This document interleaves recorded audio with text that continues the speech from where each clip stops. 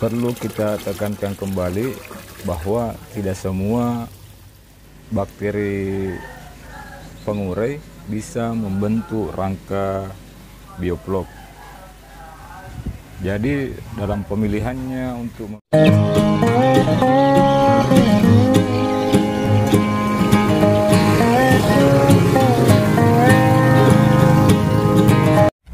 Bismillahirrahmanirrahim. Assalamualaikum warahmatullahi wabarakatuh. Jumpa lagi sahabat konsorsium, semoga tetap semangat, tetap sehat untuk belajar bersama dan sukses bersama. Alhamdulillah, pada minggu ketiga ini kita akan melakukan perawatan air kolam bioflok kita yang juga merupakan aplikasi ketiga. Ini kita lakukan supaya menambah sel bakteri pengurai yang membentuk rangka vlog, dan juga sekaligus untuk menambah kelimpahan bakteri pada kolam kita, karena semakin hari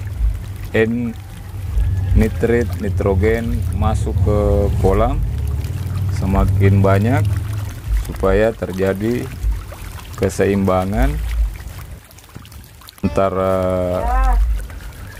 bakteri pengurai dan juga kotoran yang akan diurai sahabat konsorsium. Baik sahabat konsorsium, pada minggu ketiga ini kita akan melakukan aplikasi ketiganya dengan menambahkan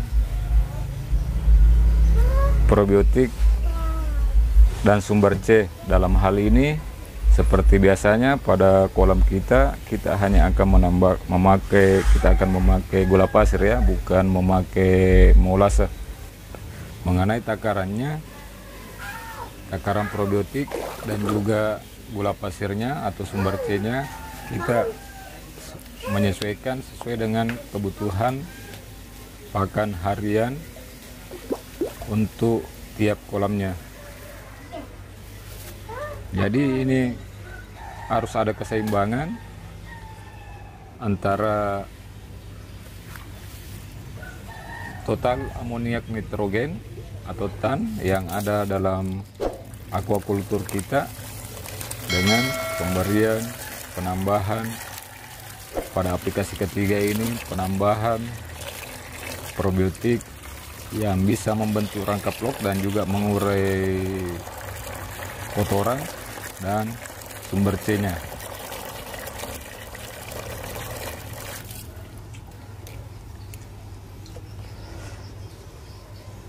Jadi ini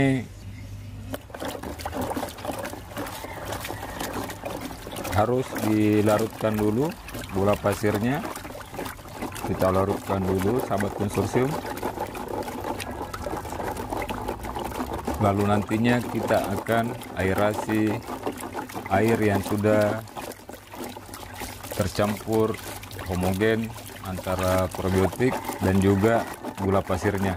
Jadi kita aerasi minimal 15 menit sebelum kita aplikasikan ke kolam yang akan kita berikan sesuai dengan kebutuhan kolam kita.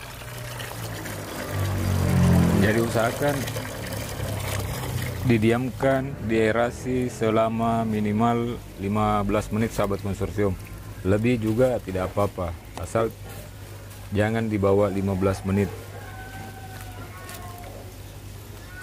Supaya probiotik benar-benar homogen bersama air dan gula pasir,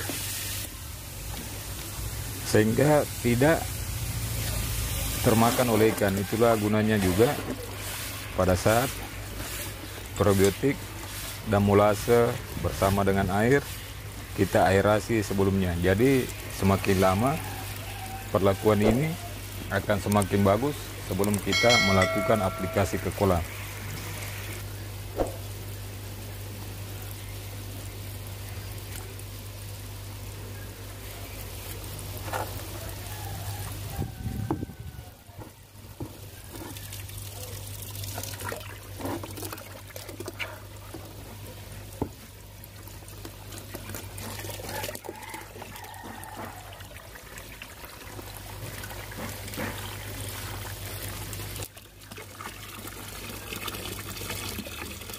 perlu kita tekankan kembali bahwa tidak semua bakteri pengurai bisa membentuk rangka bioflok. Jadi dalam pemilihannya untuk memilih probiotik harus memperhatikan komposisi probiotik, di mana terdapat minimal 3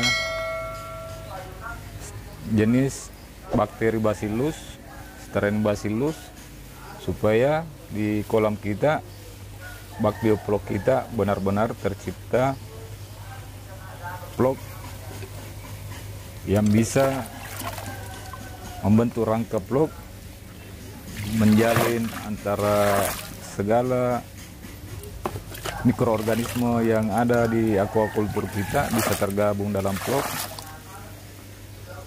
sehingga bisa menjaga kualitas air, menyeimbangkan pH, menjaga fluktuasi pH, suhu, dan juga oksigen terlarutnya.